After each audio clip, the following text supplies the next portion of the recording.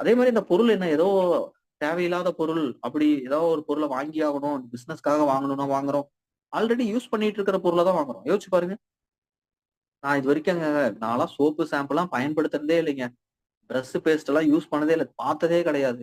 வீடு கிளீன் பண்றது, bathroom clean பண்றது, துணி துவைக்கிற லிக்விடு, பவுடரு ஓகேவா? அது மாரி குக்கிங் ஆயில்லாம் நான் யூஸ் பண்றதே கிடையாது.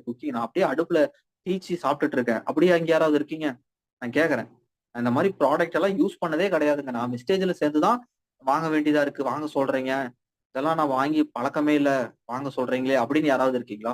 ஏங்க ஆல்ரெடி இந்த ப்ராடக்ட் எல்லாம் நம்ம ஆல்ரெடி டே டு டே லைஃப்ல வெளிய வேற ஏதோ ஒரு பிராண்ட் வாங்கிட்டு இருக்கோங்க. கடைய மாத்தி வெஸ்டேஜ்ல வாங்க போறீங்க.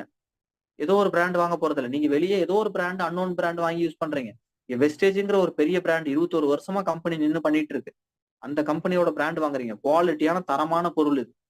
பொருள்ல 1% கூட குறை சொல்ல முடியாது. ஓகேவா? அந்த அளவுக்கு வந்து குவாலிட்டியான ப்ராடக்ட்ஸ் கம்பெனி குடுத்து இத்தன பேரு, இத்தன வருஷமா இந்த ப்ராடக்ட்ட வந்து யூஸ் பண்ணி மனிதர்கள் ஹெல்த்தியா, வெல்த்தியா இருக்கிறாங்க. இங்க எக்ஸாம்பிள் காட்ட முடியும். நீங்க வாங்கி யூஸ் பண்ணிட்டு இருக்கக்கூடிய மத்த சன்ஃப்ளவர் ஆயில், பாம் ஆயில்ல அ எ 20 வருஷத்துக்கு மேல வந்து பயன்படுத்தி உயிரோட இருக்கிறாங்க. நல்லா ஹெல்த்தியா இருக்கிறாங்கன்னு காமிக்க முடியுமா 4 பேர? எவ்வளவு நோய் நொடியோட எவ்வளவு பேர் வந்து கஷ்டப்பட்டுட்டு இருக்கிறாங்க தெரியுமா?